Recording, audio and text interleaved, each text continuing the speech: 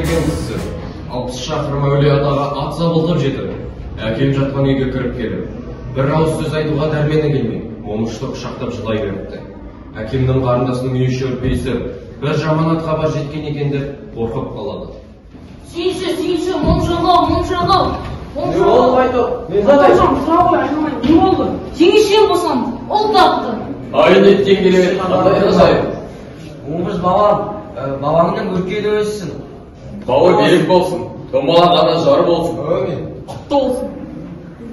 Ал ақсақалдар немеліме бата сұрайды. Мен немерем, төл немерем ғой. Бақта өзіңізден болсын. Алатаудың қыраны мол еді, қырағы болсын қолының. Қойнау суға мол еді, бұлағы болсын қолының. Елдің тілегі зор еді, құмары болсын қолының.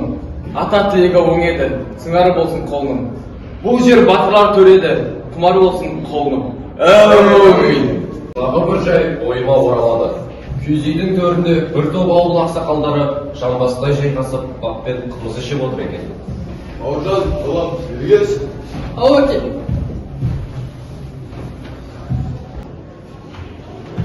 Ассалаумағалейкум ақсақалдар. Уағалейкумассалам. Өлкенің өссін болдың. Жарайсың балам, әрдайым үйге келгенде үлкен үйге сәлем берді ұмытпа.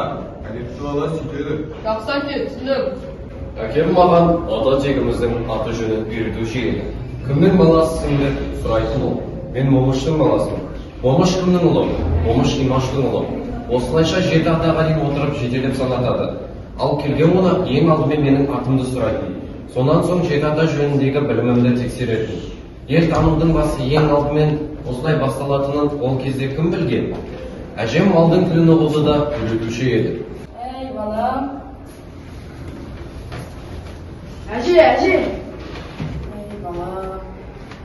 Малдың тілін жастайынан түсінген дұрыс қой. Қозы маңырайды, бұзау мөңірейді, қолың кісінейді, бота көзі мөлдіреп аңсайды, қолды қағады. Жарайды әже, түсіндім. Әй қолым, жарайсың.